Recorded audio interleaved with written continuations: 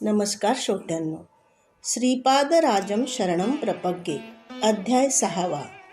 ओम गणगणपतये नमः. ओम गुरुभ्यो नमः. ओम सरस्वतै नमः. माझे सद्गुरू परमसंत ठाकरसिंगजी महाराज, परमसंत बलजीतसिंगजी महाराज यांच्या चरणी कोटी कोटी वंदन.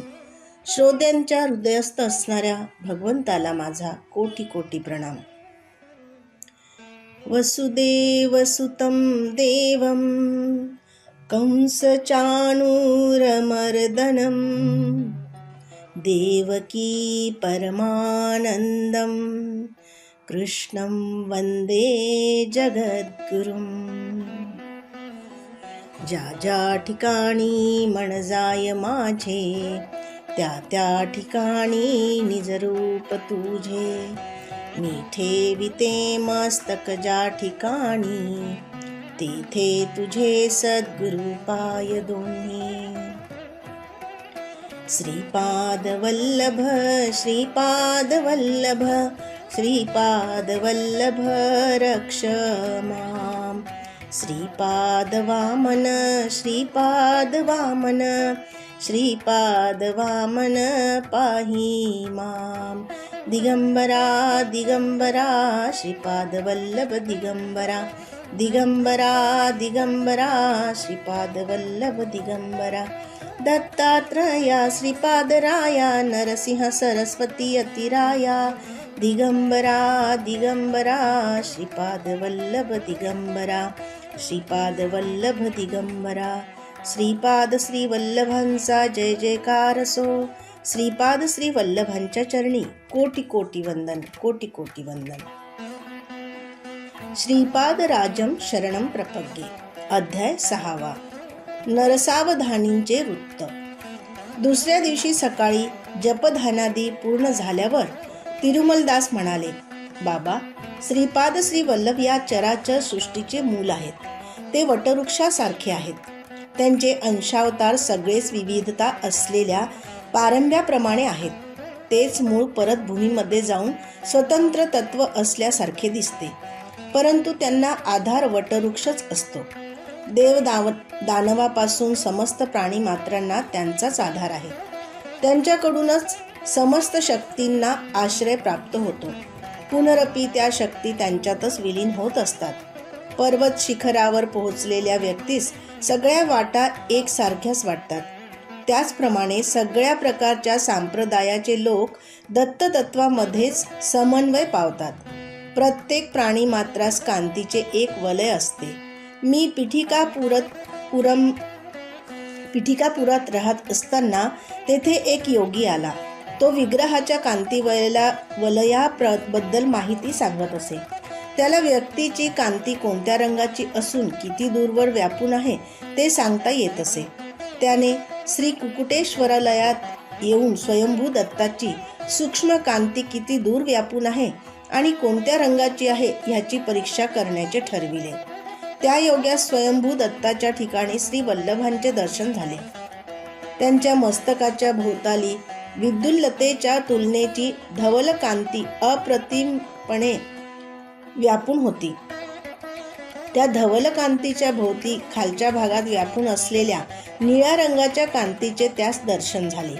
ती मूर्ती त्या योग्यास बघून म्हणाली, बाबा, दुसऱ्यांचे सूक्ष्म शरीर किती दूर व्यापलेले आहे याची माहिती काढण्याच्या प्रयत्नात अमूल्य जीवन काळ व्यर्थ घालवू नकोस.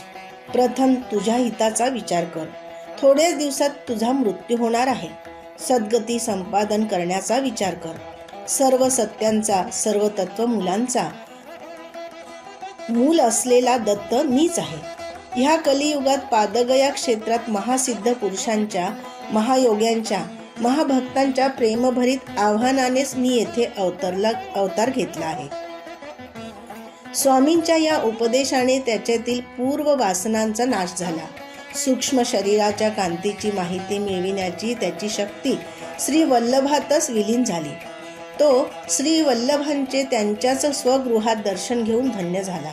स्वच्छ अशी धवल कांती असलेले श्री वल्लभ निर्मळ असून संपूर्ण योगावतार आहेत. निळ्या रंगाची कांती असणारे श्री प्रभू अनंत प्रेमाने करुणेने भरलेले आहेत आणि ह्या गुणांचे हे रंग निदर्शक आहेत. त्या योग्याची विश्रांती झाल्यावर श्रद्धापूर्ण चर्चा सुरू झाली.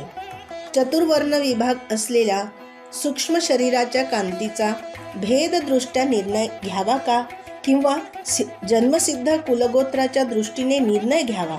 कोणत्या वर्णाचा जन्म असला तर वेदोक्त पद्धतीने उपनयन करावे. कोणत्या वर्णाच्या लोकांचे शास्त्रोक्त म्हणजे पुराणोक्त उपनयन करावे. उपनयनात भ्रुकुटी मध्ये असलेल्या तिसऱ्या डोळ्याचा संबंध असतो का? नसेल तर काही विशेष आहे का? मेधावी लोक म्हणजे काय? अशी चर्चा बराच वेळ गरम गरम चालली होती, परंतु पंडितांचे मतैक्य होत नव्हते. सत्य ऋषीश्वर या नावाचे मल्लादी 52 पीठिकापूर ब्राह्मण परिषदेचे अध्यक्ष होते. त्यांना बापण्णा आर्य असे सुद्धा लोक श्रद्धेने म्हणत असत. ते मुख्यतः सूर्याची अग्नीची उपासना करीत. पीठिकापुरात झालेल्या एका यज्ञाचे अधिपत्य करण्याची त्यांना विनंती केली होती. यज्ञाच्या शेवटी कुंभवृष्टी झाली, अर्थात वर्षा झाली. सकलजन समुदाय आनंदला. श्री इच्छवाई नरसिंह वर्मा या नावाच्या क्षत्रिय गृहस्थांनी श्री सत्यऋषीश्वरांना त्यांच्या गावात राहावे अशी विनंती केली. परंतु यज्ञयागात मिळालेले धन शिधा तेवढेच श्री बापण्णा आर्य घेत असत. त्या द्रव्यात शुद्धी नसेल तर ते स्वीकार करीत नसत. श्री वर्मांच्या विनंतीस त्यांनी नकार दिला. श्री वर्मांची अत्यंत प्रिय असलेली कपिला गाय होती. तिचे नाव गायत्री असे होते. ती भरपूर दूध देत असे. ती अत्यंत सुशील आणि साधू स्वभावाची होती. एकदा गायत्री दिसेनाशी झाली, कुठेतरी हरवली, रस्ता विसरली असे वर्तमान श्री वर्मांना कळाले. श्री बापण्णा आर्य ज्योतिषशास्त्रांचे पंडित असल्याने वर्मांनी त्यांना गायत्रीच्या क्षेमकुशला संबंधी प्रश्न केला. तेव्हा श्यामलांबापुरम मध्ये खान साहेब नावाचा कसाई आहे. त्याच्याकडे ती आहे. लगेच न गेल्यास तिचा वध होण्याची भीती आहे. बापण्णा आर्य म्हणाले. वर्मांनी श्यामलांबापुरास मनुष्यास पाठवण्याच्या प्रयत्नात बापण्णा आर्यांना एक अट घातली. बापण्णा आर्यांच्या वचनानुसार गायत्री मिळाली तर वर्मांनी 3 एकर भूमी, निवासास योग्य असे घर बापण्णा आर्यांना त्यांच्या पांडित्याचा बहुमान म्हणून द्यावे. बापण्णा आर्यांनी त्यांचा अंगीकार न केल्यास गोहत्येचे पातक प्राप्त होईल. बापण्णा आर्य संकट स्थितीत पडले. त्यांनी हे दान जर नाही घेतले तर वर्मा त्या गायीची हत्या होऊ देतील. त्यामुळे गोहत्येचे पातक लागेल. गोहत्या पातकापेक्षा पंडित बहुमानाचा स्वीकार करणे श्रेयस्कर ठरेल आणि गायत्रीची रक्षा झाली. पीठिकापूर वासियांचे नशीब उघडले. श्री बापण्णा वधानी 3 खंडी धान्य देणाऱ्या भूमीचे मालक झाले. त्यांना निवासासाठी घराची व्यवस्था झाली. श्री बापण्णा आर्यांना व्यंकटावधानी नावाचा मुलगा व सुमती नावाची मुलगी झाली. तिच्या जन्मपत्रिकेत सर्व शुभ लक्षण असून ती चालते वेळी महाराणीस राजवील अशी चाल आणि लचक असल्या कारणाने सुमती महाराणी असे तिचे नामकरण झाले. श्री बापण्णा आर्यांची कीर्ती थोड्याच काळात 10 दिशांना पसरली. घंटी कोटा अडनावाचा अप्पल लक्ष्मी नरसिंह राज शर्मा नावाचा भारद्वाज गोत्री अपस्तंभ वैदिक शाखेचा एक बालक पीठिकापुरात आला. त्यांच्या घरी कालाग्नी शमन नावाने ओळखली जाणारी दत्ताची मूर्ती होती. ती दत्तमूर्ती पूजेच्या वेळी स्पष्ट बोलत असे, आदेश सुद्धा देत असे. लहानपणीच अप्पल राजू शर्माचे मातृपितृ छत्र हरवले असल्याने तो पोरका झाला होता. पूजासमयी कालाग्नी शमनाने तू पीठिकापुरात जाऊन हरितस गोत्रिक अपस्तंभ सूत्राच्या वैदिक शाखेचे मल्लादी बापण्णावधानी यांच्याकडे विद्याभ्यास करावा असा आदेश दिला. श्री बापण्णा आर्यांनी दत्ताच्या आदेशानुसार आपल्या घरी विद्यार्थी म्हणून आलेल्या राजशर्मास माधुकरी न मागू देता आपल्याच घरात भोजनाची व्यवस्था केली. श्री बापण्णा आर्य शनिप्रदोष समयास शिव आराधना करीत असत. घरातील स्त्रिया शनिप्रदोषा दिवशी शिवाचे व्रत करीत असत. पूर्वीच्या काळी नंद यशोदेने शनिप्रदोष शिव आराधना केल्यामुळेच साक्षात श्रीकृष्णाचे लालन पालन करण्याचा सुयोग घडून आला. बापन्ना आर्याबरोबर सुदैवाने श्री नरसिंह वर्मा, श्री व्यंकटपय्या श्रेष्ठी आणि थोडे प्रमुख वैश्य लोक सहभागी होते. श्री कुकुटेश्वर स्वामींच्या मुखातून निघालेली वाणी. सुमती आणि अप्पल राजूचा विवाह. एकेवेळी शनी प्रदोष शिव आराधना झाल्यानंतर श्री कुकुटेश्वराच्या शिवलिंगामधून विद्युत कांती प्रकाशत होती. त्यावेळी त्यातून वाणी झाली, बाबा बापनार्या, निसंदेहपणे तुझी मुलगी सुमती महाराणीस अप्पल राजू शर्मास देऊन विवाह कर. त्यामुळे लोक कल्याण होईल. हा दत्तप्रभूंचा निर्णय आहे. ह्या महानिर्णयाचे उल्लंघन करण्याचा ह्या चराचर सृष्टीमध्ये कुठल्याही व्यक्तीस अधिकार नाही. ही देववाणी व्यंकटप्पय्या श्रेष्ठीला नरसिंह वर्माला तेथे असणाऱ्या सर्व जनसमुदायास ऐकण्यास आली. सगळे आश्चर्यचकित झाले. गोदावरी मंडलात अंतर्गत आईना विल्ली ह्या गावातील राजवर्माचे बंधुमित्र परिवारास वर्तमान पाठविले. विवाहाचा निर्णय झाला.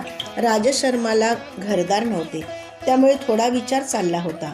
श्री व्यंकटप्पा श्रेष्ठी म्हणाले, मला पुष्कळ घरे आहेत, त्यापैकी एखादे मी राजशर्मास देईन. राजशर्मा दान घेण्यास तयार नव्हते. श्री श्रेष्ठींनी राजशर्माच्या सोयऱ्यांबरोबर बोलून राजशर्माला मिळणाऱ्या वडिलोपार्जित गृहभागाची किंमत लावली. ती 1 वराह ठरविली गेली. श्री श्रेष्ठींच्या घराची किंमत 12 वराह निश्चित केली. 11 वराह देण्यास माझ्याकडे 1 पै पण नाही, असे राजशर्मा म्हणाले. तसे असेल तर मी माझ्या घराची किंमत 1 वराह मात्रच ठरवून विकतो. दान घेण्यास तुम्हा संकोच असेल तर 1 वराह मला देऊन हे घर विकत घ्या, असे श्रेष्ठी म्हणाले. श्रेष्ठींनी जे सांगितले ते धर्मसंमत आहे, असं सगळ्यांनी होकार दिला.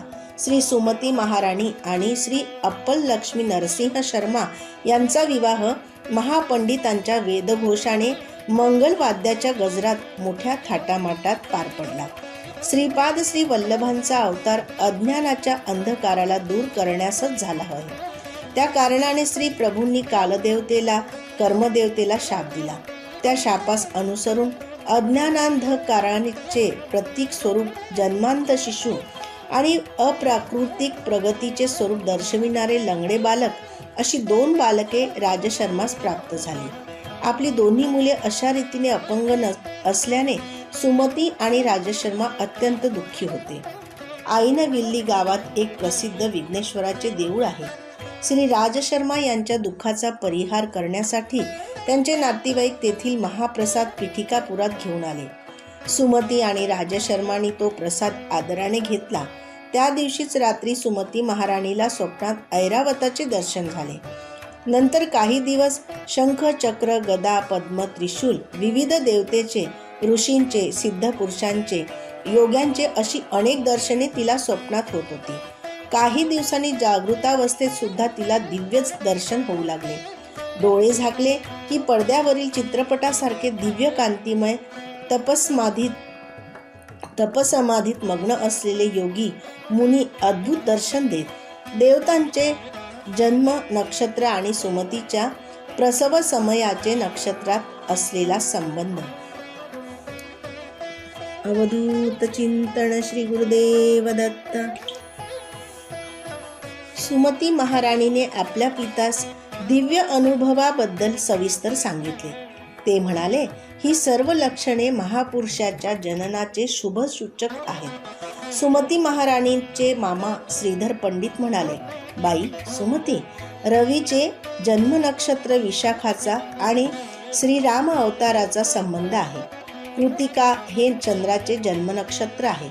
ह्याचा आणि श्री कृष्णावताराचा संबंध आहे. पूर्वाषाढा या नक्षत्रावर जन्मलेल्या अंगारकाचा श्री लक्ष्मी नरसिंह अवताराशी संबंध आहे. श्रवण नक्षत्रावर जन्मलेल्या बुधाचा बुद्धावताराशी संबंध आहे. पूर्वा फाल्गुनी नक्षत्रावर जन्मलेल्या गुरुचा विष्णू अंशाशी संबंध आहे. पुष्य नक्षत्रावर जन्मलेल्या शुक्राचा भार्गव रामाशी संबंध आहे. रेवती नक्षत्रावर जन्मलेल्या शनीचा कूर्मावताराबरोबर संबंध आहे. भरणी नक्षत्रावर जन्मलेल्या राहूचा वराह अवताराशी संबंध आहे. आश्लेषा नक्षत्रावर जन्मलेल्या केतूचा मत्स्यावताराशी संबंध आहे. तू मला प्रश्न केलेला समय दैवी रहस्याशी संबंधित आहे. कोट्यावधी ग्रहांना, नक्षत्रांना, ब्रह्मांडाच्या स्थितीगतीला निर्देश देणारे दत्तप्रभूच जन्मास येतील असे मला निश्चित वाटते. दत्तप्रभू हे नित्य वैभव विभूती. आपले दिव्य अनुभव आणि श्रीधर पंडित यांचे मत सुमती महाराणीने राजशर्मास सांगितले. तेव्हा राजशर्मा म्हणाले, मी पूजा करते समयी कालाग्निशमन दत्तांना विचारतो. कालाग्निशमन दत्तात्रेयांची पूजा होत असताना कोणत्याही माणसाने ती पाहू नये असा नियम आहे. पूजेनंतर दत्तप्रभू मानवाच्या रूपात समोर बसून बोलतात. नंतर परत त्या मूर्तीमध्ये विलीन होतात. हा रोजचा आमचा नियम आहे. सामान्य विषय किंवा स्वार्थभरित समस्या आम्ही दत्ताला निवेदन करीत नाहीत. त्या दिवशी पूजेसमयी दत्त महाराज प्रसन्न होते. पूजेनंतर ते मानवी रूपात समोर बसले आणि श्रीधरा या असे बोलाविले. दत्तमूर्तीमधून एक रूप बाहेर पडले आणि त्यांच्या समोर ध्यानस्थ बसले. परत आपल्या बोटाने संकेत करीत श्रीधरा या असे म्हणाले.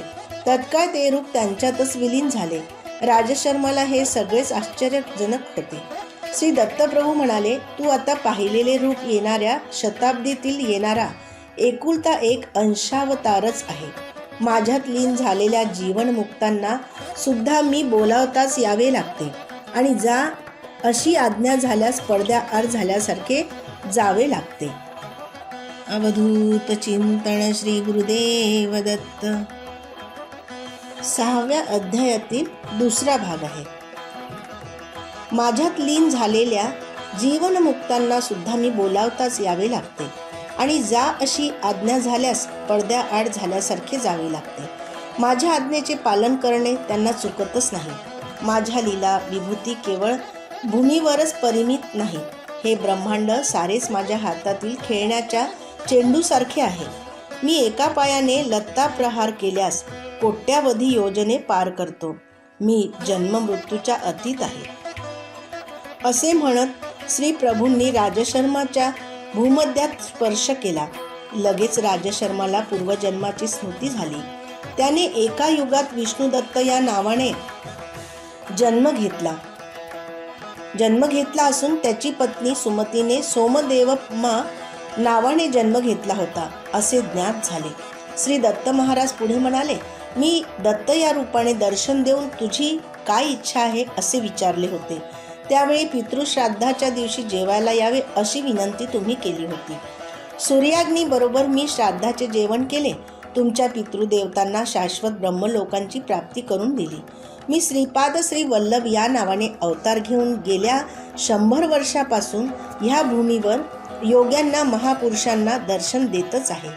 पिठिकापुरात सवितृकाठक चयन भारद्वाज महर्षींनी त्रेतायुगात केला होता. तेव्हाचे त्या होमाचे भस्म पर्वतासारखे जमून बसले. कालांतराने ते भस्म द्रोणागिरी पर्वतावर शिंपडले गेले. मारुती द्रोणागिरी पर्वत घेऊन जात असताना एक छोटा भाग गंधर्वपुरात म्हणजे गाणगापुरात पडला. गंधर्व नगर भीमा, अमरजा पवित्र नद्यांचा संगम प्रदेश आहे. श्रीपाद श्री वल्लभांच्या अवतार समाप्तीनंतर मी मीन अंश मीन लग्नावर करंज नगरीत शुक्ल यजुर्वेदीय वाजसनीय माध्यम दिन शाखेत श्री नृसिंह सरस्वती या नावाने जन्म घेऊन गंधर्व नगरात अनेक लीला करीन. श्रीशैलातील कर्दळी वनात 300 वर्ष तपोसमाधीनंतर स्वामी समर्थ या नावाने पद्मापुरात निवास करीन. जेव्हा शनी मीनेत प्रवेश करेल तेव्हा त्या शरीराचा त्याग करीन. दत्तप्रभूंचे हे वरील वक्तव्य राजशर्माने आपल्या धर्मपत्नीस सांगितले. त्यावेळी सत्यऋषीश्वर बापनार्य म्हणाले, बाबा राजशर्मा, तुझ्या पूर्वीच्या युगातील जन्मात श्री दत्तप्रभूंना, सूर्याला, अग्नीला श्राद्ध भोजन दिलेला तू पुण्यात्मा आहेस. ह्या जन्मात कोणत्याही रूपात दत्त महाराज भोजन द्या असे विचारतील. तो दिवस पितृश्राद्धाचा असला तरी कसलाही विचार न करता ब्राह्मण जेवायच्या अगोदरच श्री दत्ताने भोजन विचारले तर जरूर वाढावे. बाई सुमती, ही गोष्ट लक्षात ठेव. बाबा शंकर भट्टा, दत्तप्रभूंच्या लीला अलौकिक आहेत. आतापर्यंत कधीही न ऐकलेल्या आणि अपूर्व आहेत. महालया अमावस्येचा दिवस होता. राजशर्मा पितृश्राद्धाच्या तयारीत होते. दारासमोर भवती भिक्षाम देही असा आवाज ऐकला आणि त्या अवधूताला सुमती महाराणीने भिक्षा घातली. काही मागणे माग असे म्हणणाऱ्या अवधूताला सुमती म्हणाली, बाबा, आपण अवधूत आहात. आपले वाक्य म्हणजे सिद्ध वाक्यच आहे. श्रीपाद श्री वल्लभांचा अवतार लवकरच या भूमीवर होईल असे विद्वान लोक सांगतात. दत्तप्रभू आता कोणत्या रूपात संचार करीत आहेत? या 100 वर्षापूर्वीपासून ह्या भूमीवर श्री दत्तप्रभू श्रीपाद श्री वल्लभ या रूपात फिरत आहेत असे ज्ञात होत आहे. आपण मला काहीतरी माग असे म्हटलेत. मला श्रीपाद श्री वल्लभांचे रूप पाहण्याची फार तीव्र इच्छा आहे. श्रीपाद श्री वल्लभांचा आविर्भाव हे शब्द ऐकून त्या अवधूताने भुवने दणाणून जाण्यासारखे, भूकंप आल्यासारखे विकट हास्य केले. सुमती महाराणीला तिच्या सभोवतीचे समस्त विश्व एका क्षणात अदृश्य झाल्यासारखे वाटले. समोर 16 वर्षे वय असलेला सुंदर बालक यतीच्या रूपात प्रगट झाला आणि म्हणाला, आई, मीच श्रीपाद श्री वल्लभ आहे, मीच दत्त आहे. अवधूतांच्या रूपात असताना श्री वल्लभांचे रूप पाहण्याची इच्छा व्यक्त केलीस. ती इच्छा पूर्ण करण्यास तुला श्री वल्लभांच्या रूपात दर्शन दिले. श्री वल्लभांच्या रूपात असलेल्या मला कोणतेही मागणे मागू शकतेस. तू मला जेवू घालून तृप्त केलेस. जे मागशील ते वरदान द्यावे अशी इच्छा आहे. या जगातील लोकांनी संकल्प रूपाने पापकर्म केल्यास पापांचे फळ प्राप्त होते. संकल्पाने पुण्यकर्म केल्यास पुण्यकर्माचे फळ प्राप्त होते. निष्काम कर्माचे आचरण केल्यास त्याला अकर्म म्हणतात. ते सुकर्मही नसते अथवा दुष्कर्मही नसते. अकर्मास पुण्य किंवा पाप असे कोणतेच फळ नाही, म्हणून दुसरे फळ द्यावे लागते. ते भगवंताधीन असते. अर्जुनाने अकर्म केल्यामुळेच श्रीकृष्णाने त्याला कौरवांना मागावयास सांगितले, तसे मारल्यास पाप लागणार नाही असे श्रीकृष्णाने अर्जुनास सांगितले होते. कौरवांचा संहार हा भगवंत निर्णयच होता. तुम्ही दंपतींनी पण विशेष असे अकर्म केले आहे, म्हणून लोकहितार्थाने काहीतरी प्रतिफळ दिले पाहिजे. निस्संदेहाने तुझी इच्छा मला सांग, न चुकता ती पुरवीन.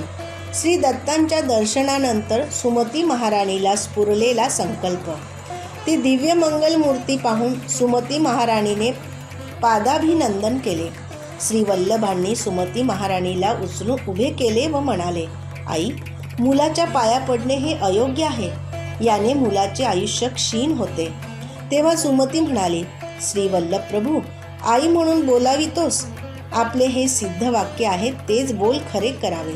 तू माझा मुलगा म्हणून जन्मास यावे. यावर श्री दत्तप्रभूंनी तथास्तु असा आशीर्वाद दिला व म्हणाले, मी श्रीपाद श्री वल्लभ या रूपाने तुझ्या गर्भात येईन. आईने लेकरांच्या पायावर पडणे हे लेकराचे आयुष्य क्षीण होणेच होय. म्हणून मी धर्मकर्माच्या सूत्रांच्या उलट जात नाही. मी पुत्र रूपाने 16 वर्षापर्यंत जीवन व्यतीत करेन. त्यावर सुमती म्हणाली, केवढा हा अविचार, 16 वर्षापर्यंतच आयुष्य, असे म्हणून विलाप करू लागली. त्यावर श्रीचरणांनी सांगितले, आई, 16 वर्षापर्यंत तुम्ही सांगाल तसे ऐकून राहील. प्राप्ते तू 16 वर्षे पुत्रम मित्रवदाचरेत असे शास्त्र वचन आहे. 16 वर्षे वय असलेल्या मुलाबरोबर मित्रासारखेच वागले पाहिजे. आपल्या इच्छांचे दडपण त्याच्यावर आणू नये. मला लग्न करण्यासाठी बंधन घालू नये. मला यती होऊन स्वेच्छेने विहार करण्याची परवानगी द्यावी. माझ्या या संकल्पाच्या विरुद्ध तुम्ही बंधन घातले तर मी घरात राहणार नाही, असे सांगून त्वरित दत्तप्रभू अदृश्य झाले. सुमती महाराणी अवाक झाली. तिला काहीच कळेनासे झाले. घडलेला सारा वृत्तांत तिने आपल्या पतीस विवरण करून सांगितला. तेवढ्यातच अप्पल राजू म्हणाले, सुमती, विचार करू नकोस. श्री दत्त महाराज या प्रकारे आपल्या घरी भिक्षेस येतील असा विषय तुझ्या वडिलांनी सूचना म्हणून अगोदर सांगून ठेवला होता. श्री दत्त हे करुणेचा महासागर आहेत. श्री वल्लभांचा जन्म होऊ दे, नंतर आपण विचार करू. अप्पल राजूच्या घरी अवधूत आले ही वार्ता सगळ्या गावात पसरली. पितृदेवांची अत्यंत प्रमुख असलेली महालय अमावस्येच्या दिवशी ब्राह्मण जेवायच्या आधी अवधूतास भिक्षा दिली ह्या विषयाची चर्चा झाली. श्री बावन्नावधानी म्हणाले, श्रीपाद श्री वल्लभांचा जन्म होणार हे सगळेच म्हणतात. अवधूतांना साष्टांग नमस्कार करणे विहितच आहे.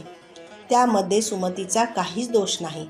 पुत्ररूपाने जन्मल्यावर त्याला साष्टांग नमस्कार केल्यास बालकाचे आयुष्य क्षीण होते, परंतु अवधूत वेशात असताना साष्टांग नमस्कार करणे चूक नाही. या प्रसंगाने पिठिकापुरातील सर्व ब्राह्मणांची ईर्ष्या वाढली, विशेषत्वाने नरसावधानी या नावाच्या पंडितांची. अमावस्येच्या दिवशी सगळेच पितृकार्यामध्ये निमग्न झालेले होते. भोगत्याचा दुष्काळच होता. ही फार मोठी समस्याच पडली. श्री बापन्नार यांनी अप्पल राजूच्या घरी मात्र निर्विघ्नपणे कार्य पार पडेल असे सांगितले. श्री राजशर्मा कालाग्नी शमनांचे ध्यान करीत होते. तितक्यात भोक्त म्हणून 3 अतिथी आले आणि पितृकार्य निर्विघ्नपणे पार पडले. बाबा शंकर भट्टा, त्या दिवशी वैश्यांना वेदोक्त उपनयन करण्याचा अधिकार आहे का? नाही, असा विषय चर्चेत मुख्यांश होता. ब्राह्मणांची परिषद जमली. बंगाल देशातील नवद्वीपाहून आशुतोष या नावाचे पंडित पादगया क्षेत्रात आले होते. त्यांच्याकडे अत्यंत प्राचीन नाडी ग्रंथ होते. त्यांना देखील पंडित परिषदेचे आमंत्रण होते. बापन्नाचार्यांनी सांगितले, नियमनिष्ठेमध्ये ब्राह्मण, क्षत्रिय, वैश्य समानच असतात. श्रीपादांच्या जन्मसमयी दृग्गोचर झालेले अद्भुत दृश्य इतक्यात मी म्हणालो, महाराज, श्रीपाद प्रभूंच्या लीला विस्तारपूर्वक सांगून मला धन्य करावे. अरे शंकर भट्टा, नरसावधानी बापन्नार्यावर क्रोधित झाले व येन केन प्रकारेन त्यांचा अपमान करण्याचे त्यांनी ठरविले. त्यांची बगलामुखी साधना विफल होण्याचे एकमेव कारण बापन्नार्यच आहेत असे त्यांच्या मनाने ठामपणे घेतले होते. तांत्रिक प्रयोगाने बापन्नार्याने त्यांची मंत्रसिद्धी निष्प्रभ केली असा कुप्रचार करण्यास त्यांनी सुरुवात केली. नाडी ग्रंथात श्रीपाद प्रभूंच्या अवताराविषयी जे विवरण होते ते त्यांना विचलित करीत होते. नाडी ग्रंथ हा मूलतः अविश्वसनीय आहे. बापन्नार्यांनी मत्स्याहारी ब्राह्मणास भोजन दिले, हा अनाचार घडला असा नरसावधानी यांनी वाद मांडला. मनुष्य पूर्ण ब्रह्माचा अवतार कदापि होऊ शकत नाही, तर तान्हे बाळ श्रीपाद श्री वल्लभ सर्वांतर्यामी, सर्वज्ञ, सर्वशक्तिमान असे श्री दत्त प्रभूंचे कसे बरे अवतार होऊ शकतील? श्रीपाद प्रभूंनी अगदी लहान असताना केलेला प्रणवोच्चार, पाळण्यात असताना केलेला शास्त्रप्रसंग आणि वयास न शोभणारे प्रज्ञेचे प्रदर्शन नरसावधानींना पटले नाही. एखादा विद्वान ब्राह्मण श्रीपादाच्या शरीरात प्रवेश करून असे बोलतो आहे असा त्यांनी प्रचार केला. श्री कुकुटेश्वराच्या मंदिरात असलेले स्वयंभू तेच खरे दत्तात्रय आहेत, तेच वर प्रदान करणारे आहेत. या बालकास दत्तस्वरूप मानणे चुकीचे आहे असा नारसावधानी यांनी सर्वांचा समज करून देण्याचा प्रयत्न केला. श्रीपादांच्या जन्मानंतर सतत 9 दिवसापर्यंत ज्या जागेवर त्यांना निजवत असत त्या जागी एक 3 फण्यांचा नाग आपला फणा उभारून बाळावर छाया करीत असे. श्रीपाद मातेच्या गर्भातून श्री साधारण बालकाप्रमाणे जन्मास न येता ज्योतिस्वरूपाने अवतरले होते. जन्म होता क्षणीच महाराणी सुमती मूर्छित झाली. प्रसूतिगृहातून मंगलवाद्यांचा ध्वनी येऊ लागला. थोड्या वेळात आकाशवाणी झाली व सर्वांना बाहेर जाण्याचा आदेश झाला. श्रीपादांच्या सानिध्यात 4 वेद, 18 पुराणे आणि महापुरुष ज्योतिरूपाने प्रगट झाले व पवित्र वेदमंत्राचा घोष बाहेर सर्वांना ऐकू येऊ लागला. थोड्या वेळाने सर्वत्र शांतता पसरली. या अद्भुत घटना बापन्नाचार्यांना सुद्धा अगम्य व आश्चर्यकारक वाटल्या. श्रीपादांच्या बाललीला. श्रीपाद आता 1 वर्षाचे झाले होते. ते 8-10 महिन्याचे असतानाच त्यांचे आजोबा बापन्नाचार्याबरोबर पंडित परिषदेस जात असत. आजोबा आपल्या नातवाला बरोबर घेऊन जात. नरसावधानी आपल्या घरी राजगिऱ्याचे पीठ काढीत. राजगिऱ्याची भाजी अत्यंत रुचकर असते. गावातील लोक नरसावधानींना ती भाजी देण्याची विनंती करीत, परंतु ते ती भाजी कोणालाच देत नसत. कोणाकडून काही विशेष काम करून घ्यायचे असल्यास त्याला ते ती भाजी देत व इच्छित काम करून घेत. श्रीपादांनी एकदा आपल्या आईस राजगिऱ्याची भाजी करण्यास सांगितले. ती भाजीसुद्धा नरसावधानीच्या घरचीच त्यांना हवी होती, परंतु हे काम कठीण होते. श्रीपाद लहान असताना स्वेच्छेने चालत नरसावधानींच्या घरी जात असत. त्यांच्या घरी शास्त्राविषयी चर्चा करीत, तसेच चित्रविचित्र लीला करीत. पिठिकापुरात एका महापंडिताचा मृत्यू झाला होता. त्या पंडिताचा प्रेतात्मा श्रीपादाकडून विचित्र कार्य करवून घेत आहे.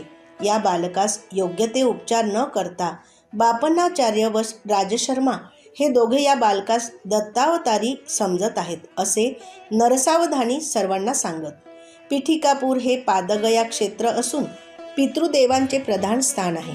विगत आत्म्यांशी संपर्क साधून संभाषण करण्याचे सामर्थ्य असलेले तत्ववेत्ते येथे राहत असत.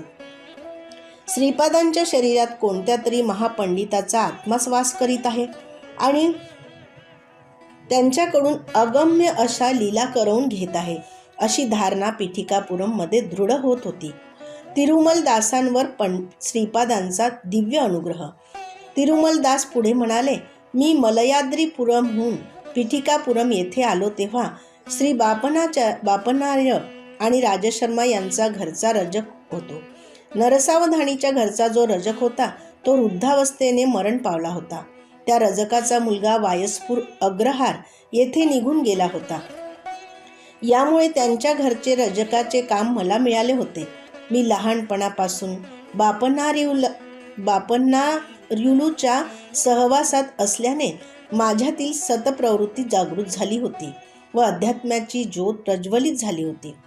ज्या दिवशी मी नरसावधानींना पाहत असे त्या दिवशी मला पोटाचा विकार होऊन अन्नग्रहण न करण्या इतकी माझी दीन अवस्था होई. नरसावधानीचे कपडे मी स्वतः न धुता माझा मुलगा रविदास ते धुत असे. सात्विक प्रवृत्तीच्या लोकांचेच कपडे मी स्वतः धुत असे. हरि ओम श्री गुरुदेव दत्त. अध्याय 6 मधला हा 3रा भाग आहे. नरसावधानींचे कपडे मी स्वतः न धुता ते माझा मोठा मुलगा रविदास धुतो. ही वार्ता त्यांच्या कानी गेली. त्यांचे कपडे मी स्वतः धुवावे अशी त्यांनी आज्ञा केली. ती आज्ञा मानून मी नरसावधानीचे कपडे स्वतः धुवू लागलो. मी कपडे धुवत असताना श्रीपादाचे नामस्मरण करीत असे. मी धुतलेले कपडे घेऊन रविदास नरसावधानींकडे गेला. मी धुतलेले कपडे जेव्हा सगळ्यांनी घातले तेव्हा कोणालाच काही झाले नाही, परंतु नरसावधानींनी ज्यावेळी ते कपडे घातले तेव्हा त्यांना त्यांच्या अंगावर विंचू गोम सरपटत असल्यासारखे वाटले. त्या कपड्यांमध्ये त्यांचे शरीर अग्नीवर ठेवल्याप्रमाणे पोळू लागले. नरसावधानींनी मला बोलाविले व रागाने म्हणाले, कोणत्या तरी क्षुद्र विद्येचा मंत्राचा प्रयोग मी कपड्यावर केला आहे. त्या अपराधाबद्दल त्यांनी माझी न्यायाधीशाकडे तक्रार केली, परंतु चतुर न्यायाधीशांनी मला निर्दोष जाहीर करून सोडून दिले. मी आनंदात घरी आलो. थोड्याच वेळात श्रीपाद प्रभू एका 16 वर्षाच्या युवकाच्या रूपात आमच्या घरी आले. श्रीपाद प्रभू वाटेल त्या रूपात येऊन भक्तांना दर्शन देत असत. मी आश्चर्याने म्हणालो, महाराज, आपण उत्तम अशा ब्राह्मण कुलामध्ये जन्मलेले आहात, तेव्हा आमच्यासारख्या रजकांच्या वस्तीत येणे काही योग्य नाही. तेव्हा प्रभू म्हणाले, नरसावधानीसारखे पापाचे गाठोडे डोक्यावर वाहणारे ब्राह्मण खरे तर रजकापेक्षा कमी दर्जाचे असतात, परंतु तुझ्यासारखे ब्राह्मणांची ओढ असलेले रजक त्यांच्यापेक्षा श्रेष्ठच असतात. श्रीपादांचे ते शब्द ऐकून मी त्यांच्या चरणांवर नतमस्तक झालो आणि ढसाढसा रडलो. श्रीप्रभूंनी माझ्याकडे अमृत दृष्टीने पाहिले व आपल्या दिव्य हाताचा स्पर्श मला करून उठविले. नंतर त्यांनी आपला उजवा हात माझ्या शिरावर ठेवला आणि त्याच क्षणी मला पूर्वीचे जन्म आठवले. माझ्यातील योगशक्तींना चालना मिळाली. कुंडलिनी शक्तीसुद्धा जागृत झाल्याचा अनुभव येऊ लागला. श्रीपाद प्रभू हळूहळू पावले टाकीत अंतर्धान पावले. श्रीपाद प्रभूंनी आपल्या आईजवळ राजगिऱ्याची भाजी करून देण्याचा हट्ट केला. त्यांना नरसावधानींच्या घरातील भाजी हवी होती, परंतु ती गोष्ट अशक्य वाटत होती. त्यावेळी बापनार्य म्हणाले, श्रीपादा, उद्या सकाळी मी तुला नरसावधानींच्या घरी घेऊन जातो. तू स्वतः त्यांना राजगिऱ्याची भाजी देण्याची विनंती कर. परंतु जर त्यांनी ती भाजी देण्यास नकार दिला तर त्या भाजीसाठी पुन्हा कधी हट्ट करू नकोस. दुसऱ्या दिवशी बापनार्य बालक श्रीपादाला घेऊन नरसावधानीकडे गेले. त्यांच्या घरी जाताच बापनार्य श्रीपादांना म्हणाले, श्रीपादा, मोठ्यांना नमस्कार करून त्यांचे आशीर्वाद घ्यावेत. नरसावधानी बाहेर ओसरीवर बसले होते.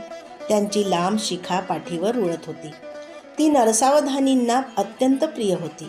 श्रीपादांनी नरसावधानींकडे बघितले व 2 हात जोडून त्यांना नमस्कार केला.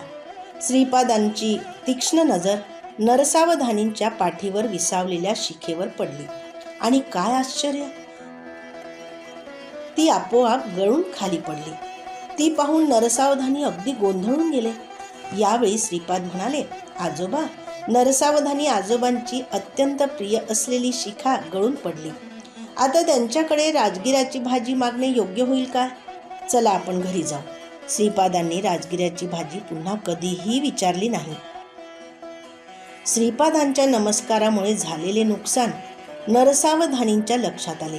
ते ध्यानात बसले असता त्यांच्या शरीरातून त्यांच्यासारखेच दिसणारे एक तेजोवलय बाहेर पडले.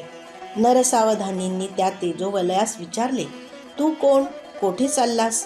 त्या तेजपुंज नरसावधानीसारखे दिसणाऱ्या आकृतीने उत्तर दिले, मी तुझ्यात राहणारे पुण्यशरीर आहे. तू आत्तापर्यंत कितीतरी वेद पठन केलेले आहेस, स्वयंभू दत्तात्रयांची आराधना केलीस, परंतु साक्षात श्री दत्तात्रयांचे अवतार श्रीपाद श्री वल्लभांचा अपमान केलास. तुला तुझ्या शिखेवर राजगिऱ्याच्या भाजीवर असलेले प्रेम, आसक्तीच्या 1,00,000 प्रेम जरी श्रीपादांच्या विषयी असते तर तुझ्या जन्माचे सार्थक झाले असते. परंतु मोहपाशांनी स्वतःच बांधून घेऊन मोक्षाची एक दिव्य संधी घालवलीस. तू लवकरच दरिद्री होशील.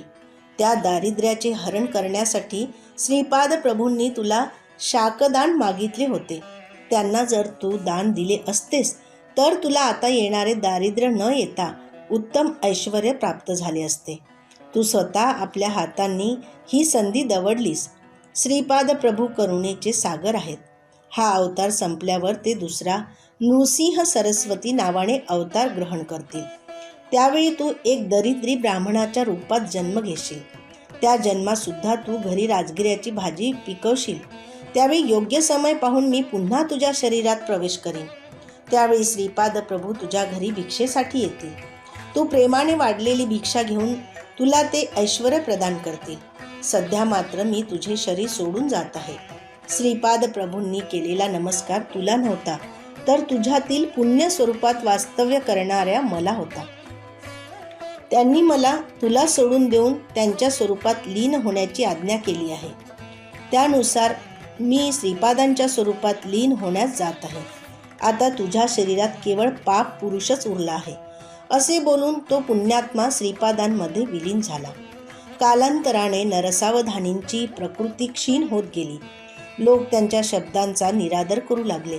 त्यांच्या चेहऱ्यावर विलसणारे विद्वत्तेचे तेज लोप पावले. याच वेळी पिठिकापुरात विषूची साथ पसरली, म्हणजे कॉलराची. यात अनेक ग्रामवासी या रोगास बळी पडले.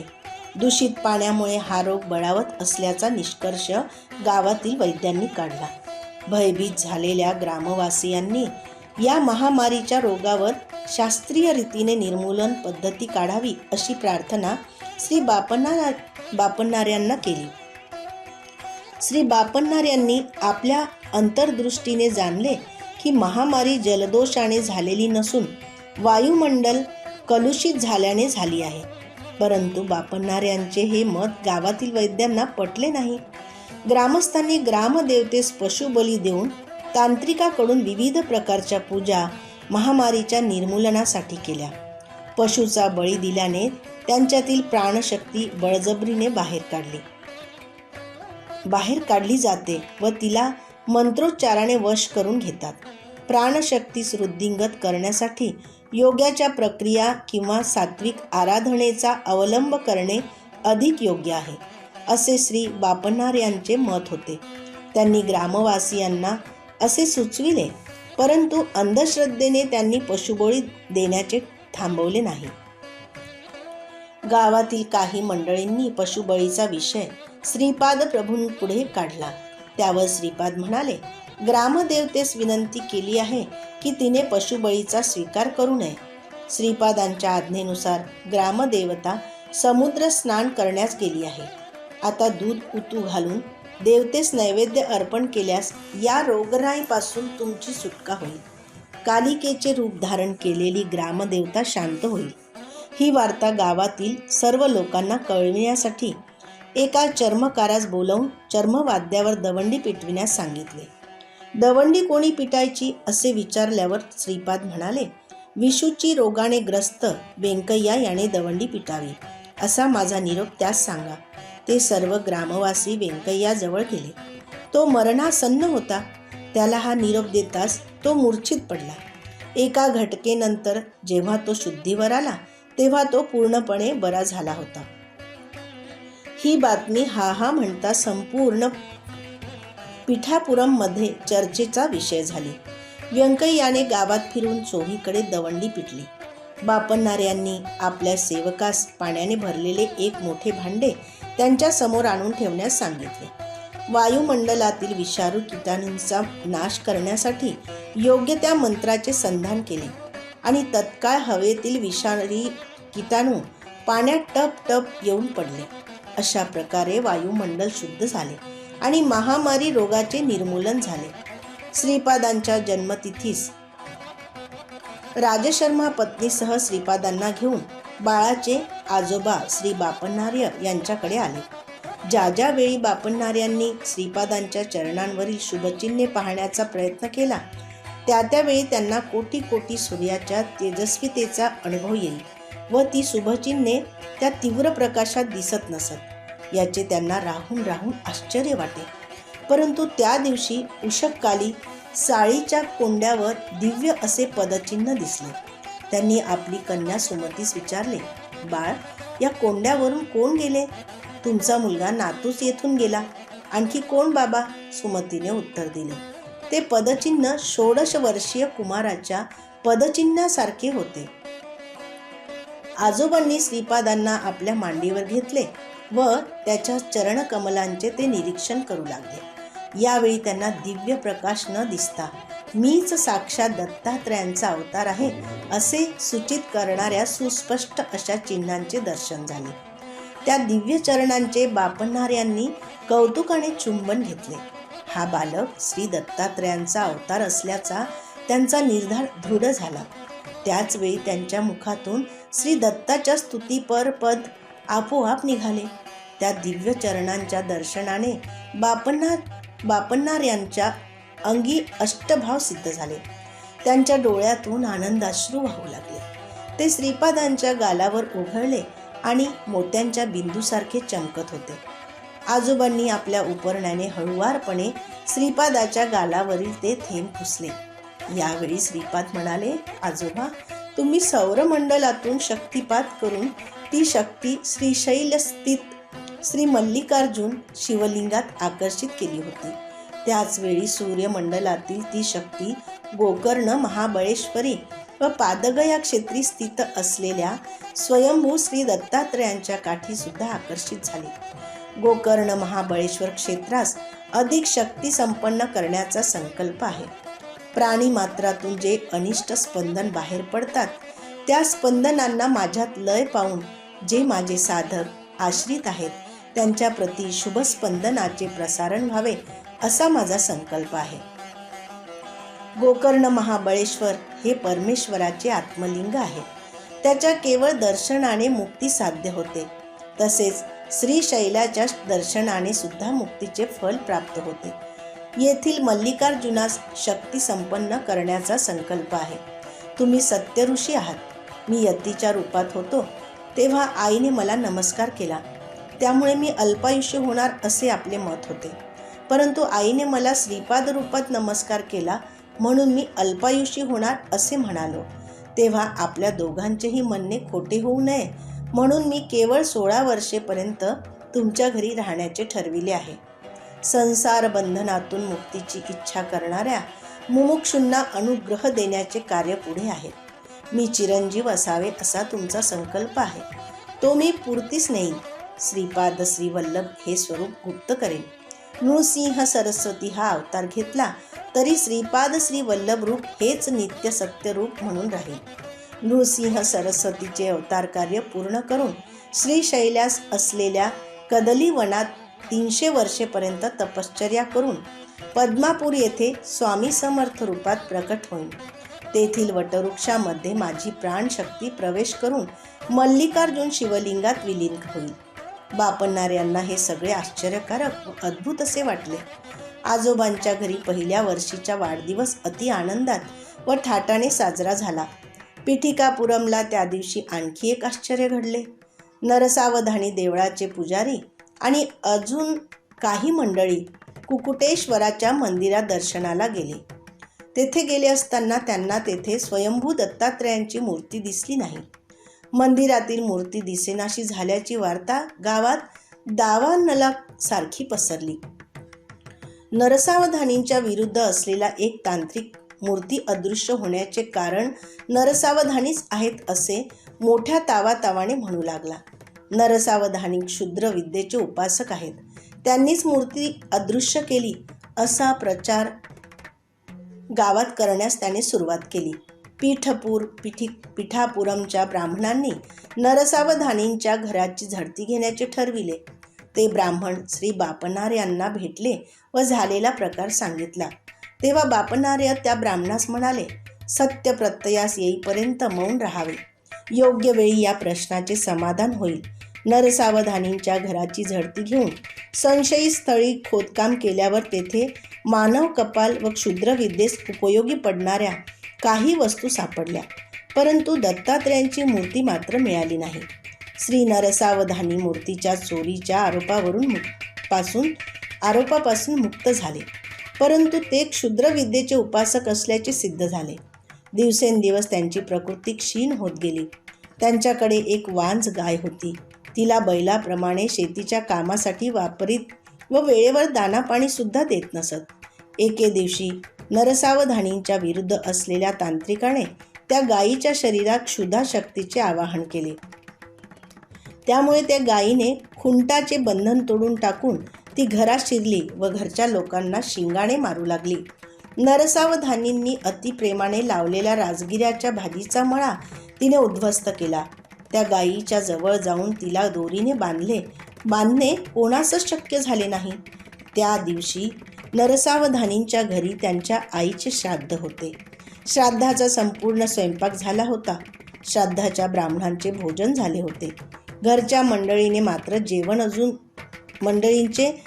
जेवण अजून झाले नव्हते. त्या गायीने सारे अन्न व वडे खाऊन टाकले. याच वेळी बालक श्रीपाद प्रभू आपल्या वडिलांना नरसावधानींच्या घरी घेऊन जाण्याचा हट्ट करू लागले. श्री राज शर्मा त्यांना घेऊन नरसावधानींच्या घरासमोर जाऊन उभे राहिले. तेवढ्यात ती गाय नरसावधानींच्या घरातून बाहेर आली. तिने अंगणात उभे असलेल्या श्रीपादांना 3 प्रदक्षिणा घातल्या व नंतर त्यांच्या चरणी नतमस्तक झाली व त्याच अवस्थेत गतप्राण झाली. या प्रसंगानंतर गावातील लोक अनेक मत व्यक्त करू लागले. श्री गुरुदेव दत्त. अध्याय 6 मधला हा 4था भाग. या प्रसंगानंतर गावातील लोक अनेक मते व्यक्त करू लागले. गायीने खाल्लेल्या वड्यामध्ये विष होते व ते खाल्ल्याने गाय मरण पावली. आता नरसावधानींना गोहत्येचे पातक लागेल असे नाना लोकापवाद उठू लागले. यामुळे नरसावधानी त्रस्त झाले होते. त्या गायीने श्रीपादांना 3 प्रदक्षिणा घातल्या व नंतर त्यांच्या चरणांवर मस्तक ठेवून प्राण सोडले. त्या कारणाने श्रीपाद हे दैवी अवतार असल्याची सर्व लोकांची खात्री झाली. राजशर्मांना आयुर्वेद शास्त्राचे ज्ञान होते. ते नरसावधानींच्या विनंतीनुसार त्यांचा औषधोपचार करीत होते, परंतु त्यांच्या दुर्धर रोगावर औषधाचा काही परिणाम दिसून येत नव्हता. नरसावधानींची प्रकृती खालावतच गेली आणि त्या रोगातच त्यांना एके दिवशी देहांत झाला. नरसावधानींच्या मृत्यूमुळे गावातील लोक श्री राजशर्माने त्यांना उत्तम औषध दिले नाही, त्यामुळे ते आपल्या जीवास मुकले असे बोलू लागले. काही जण म्हणू लागले की श्रीपाद श्रीवल्लभ नरसावधानीकडे रोज जात असत. ते जर दत्तावतारी असते तर नरसावधानींचा मृत्यू कसा झाला? अनेकांनी गोहत्येचे पातकच त्यांच्या देहांताचे कारण असल्याचा निर्वाळा दिला. नरसावधानींच्या कुटुंबियांचे सांत्वन करण्यासाठी श्री राजशर्मा व श्रीपाद गेले असताना नरसावधानींच्या पत्नीने त्यांचा हात धरून म्हटले, "अरे बाळा श्रीपादा, चिमूटभर सौभाग्याचे वाण घेण्यासाठी मी दूर दूरपर्यंत हळदी कुंकवास जात होते. तू दत्तात्रेयच आहेस तर नरसावधानी आजोबांना जिवंत करणे तुला शक्य नाही का?" असे म्हणून ती माऊली रडू लागली.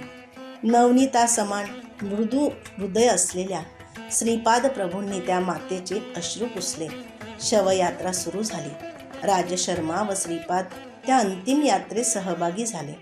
नरसावधानीच्या ज्येष्ठ पुत्राने पित्याच्या चितेस अग्नी देण्यासाठी अग्नी हातात घेतला. त्याचवेळी श्रीपादांच्या नयनातून 2 थेंब बाहेर पडले.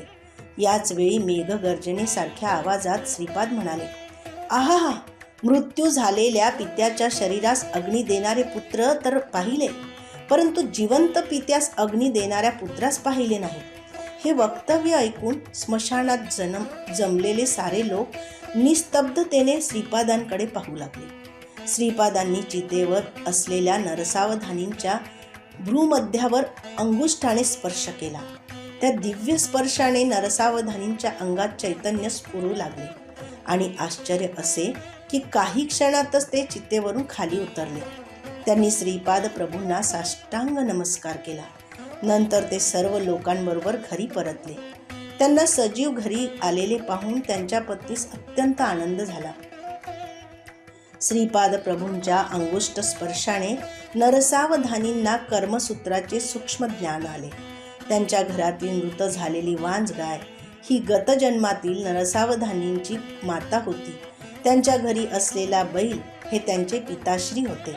या गोष्टीचा बोध नरसावधानींना झाला. मरते समयी त्या गायीने श्रीपाद प्रभूंना आपले दूध त्यांनी प्यावे अशी विनंती केली होती.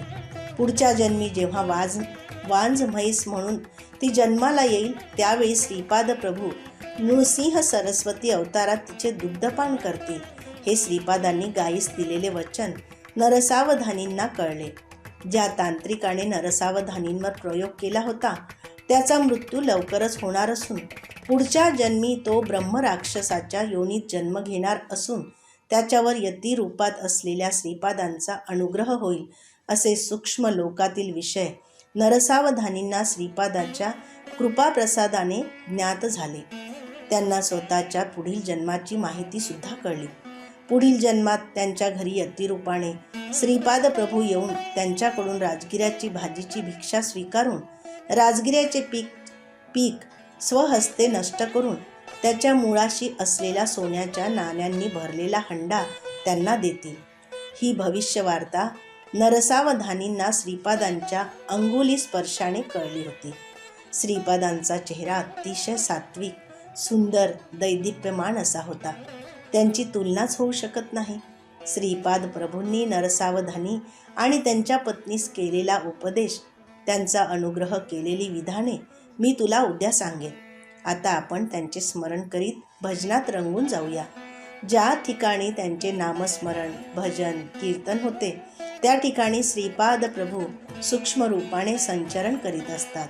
हे अक्षर सत्य आहे. तिरुमलदासासारख्या भक्ताच्या संत संगतीने आनंदाने आम्ही पुलकित झालो. श्रीपाद श्रीवल्लभांचा जय जयकार असो.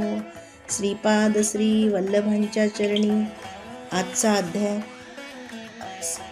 अर्पण करते. गुरुदेव मेरी नैया उस पार लगा देना, अब तक जो निभाया है आगे भी निभा देना.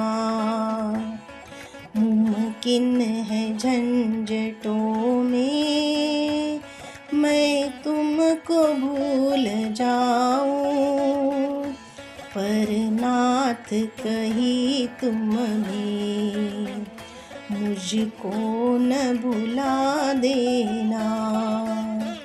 गुरुदेव मेरी नैया उस पार लगा देना। अब तक जो निभाया है आगे भी निभा देना। तुम इष्ट मैं हूँ सेवक, तुम देव मैं पुजारी। यह बात अगर सच है सच करके दिखा देना। गुरुदेव मेरी नैया उस पार लगा देना। अब तक जो निभाया है आगे भी निभा देना। दल बल के साथ माया घेरे जो मुझको आकर, तुम देखते ही रहना झट आके बचा लेना। गुरुदेव मेरी नैया उस पार लगा देना। अब तक जो निभाया है आगे भी निभा देना। अब तक जो निभाया है आगे भी निभा देना। अवधूत चिंतन श्री गुरुदेव दत्त। श्रीपाद श्री वल्लभांच्या चरणी कोटि कोटि वंदन।